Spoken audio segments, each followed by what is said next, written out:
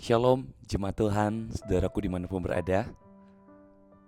Ketemu lagi dengan aku Immanuel hari ini dalam renungan yang pastinya pasti akan memberkati setiap kita. Saya berdoa dimanapun saudara, jemaat Tuhan berada, apapun yang kita buat, apapun yang kita lakukan, biarlah selalu dalam berkat dan perlindungan Tuhan. Dan teman-teman, saudaraku jemaat Tuhan semuanya, hari ini kita akan belajar bagian firman Tuhan dengan satu judul untuk kita renungkan bersama, yaitu panggilan untuk ikut menderita. Saya mengajak kita melihat bagian firman Tuhan dalam 2 Timotius pasal yang kedua, ayat yang pertama hingga ayat yang ketujuh. Saya akan bacakan firman Tuhan ini buat kita.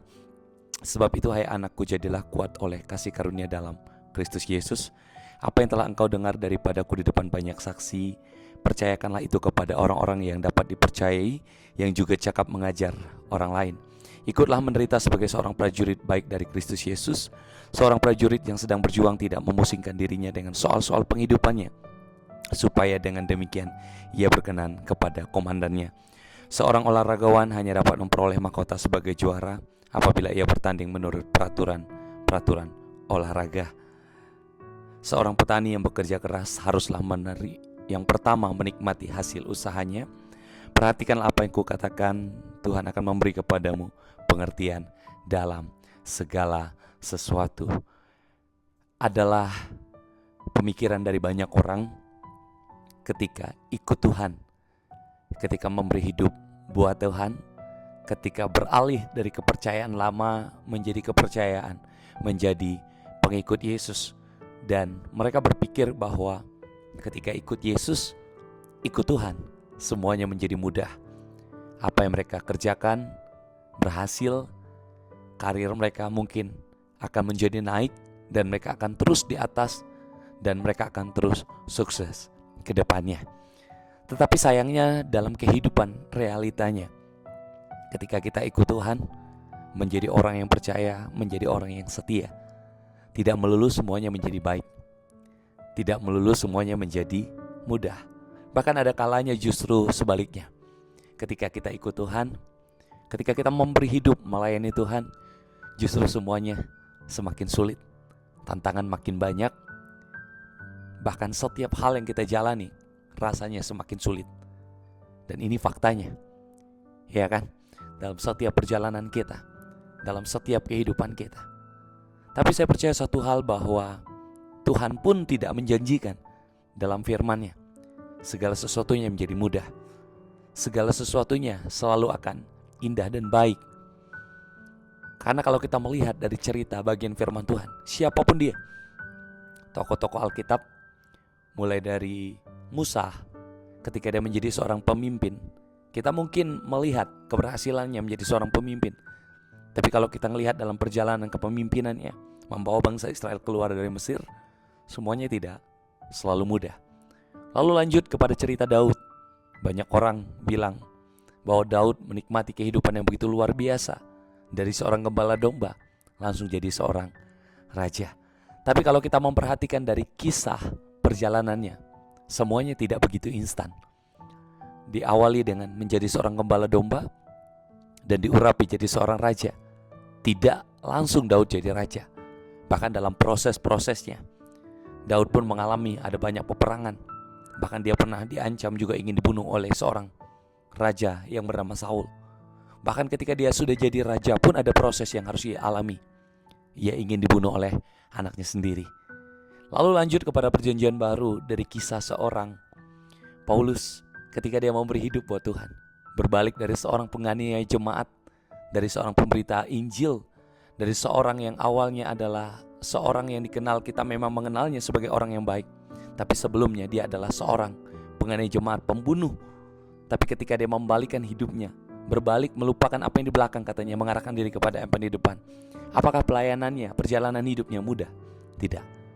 Bahkan dalam perjalanannya pun Paulus bilang, aku tahu apa itu kenyang, tapi dia tahu juga apa itu kelaparan. Dia tahu apa itu kelimpahan, tapi dia tahu juga apa itu kekurangan. Paulus menjelaskan pengalaman hidupnya. Ketika dia mengikut Tuhan, tidak serta-merta semuanya menjadi mudah. Dan saya mau sampaikan kepada teman-teman saudara jemaat Tuhan dimanapun berada hari ini, itulah panggilan hidup kita. Untuk apa? untuk panggilan menderita. Jalan salib bukanlah jalan yang mudah, tapi percayalah bahwa jalan salib adalah jalan keselamatan bagi setiap kita. Makanya Paulus menyampaikan kepada Timotius, apa yang ia ingatkan kepada Paulus? Ada 3 hal. Yang pertama, dalam mengikut dan mengiring Tuhan. Yang pertama Paulus sampaikan adalah, jadilah seperti seorang prajurit. Paulus tidak menekankan bagian yang lain. Dia mengingatkan Timotius untuk seperti apa? Seperti seorang prajurit. Kalau kita membayangkan seorang prajurit, apa yang terlintas dalam benak kita? Kita pasti akan terlintas dengan sebuah kata siap. Prajurit akan selalu berkata siap sedia, baik atau tidak baik waktunya. Ketika diutus pergi ke medan pertempuran, prajurit tidak tahu menang atau kalah nantinya. Tetapi mereka akan selalu berkata siap kepada komandannya, tanpa memikirkan apa yang akan terjadi di belakang nanti. Entah menang, entah kalah. Tapi yang jelas mereka berkata, saya siap. Bukankah ini adalah mental yang harusnya kita miliki dalam kehidupan kita mengiring Tuhan? Kita akan selalu berkata yes, kita akan selalu berkata iya, tanpa memperdulikan kehidupan dan keadaan kita. Bukan itu yang penting, tapi perkenanan kita di hadapan komandan kita, di hadapan Tuhan kita Yesus Kristus. Itulah yang utama di dalam semuanya. Sudahkah kita menjadi prajurit yang selalu berkata siap? Bukan selalu bertanya, ini kemana? Ini untuk apa? Tapi kita bertanya, Tuhan, apa yang saya punya hari ini? Hidup saya mau katakan, siap buat Engkau. Lalu yang kedua, apa yang Paulus katakan? Seperti seorang olahragawan. Kita mengenal seorang olahragawan yang sangat hebat hari ini. Saya sangat menyukai sepak bola. Dan ada 2 tokoh dalam sepak bola yang masih namanya sangat besar sampai di hari ini. Yang pertama Lionel Messi, yang kedua Cristiano Ronaldo. Kita mengenal 2 orang ini adalah pemain bola yang sangat hebat.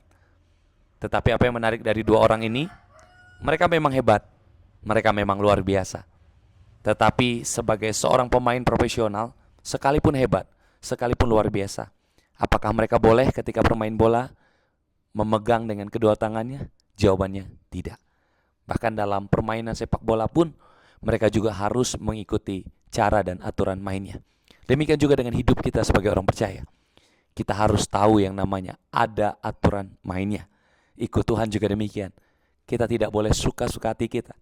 Karena untuk menjadi seorang pemenang tidak cukup hanya kemampuan, tapi juga ada cara mainnya. Lalu yang ketiga, yang terakhir adalah bekerja keras seperti seorang petani. Firman Tuhan bilang, jadilah seperti seorang petani yang terus bekerja keras. Demikian dalam iman dan kehidupan kita sebagai orang percaya. Berusahalah, bekerja keras. Tuhan memberkati setiap kita.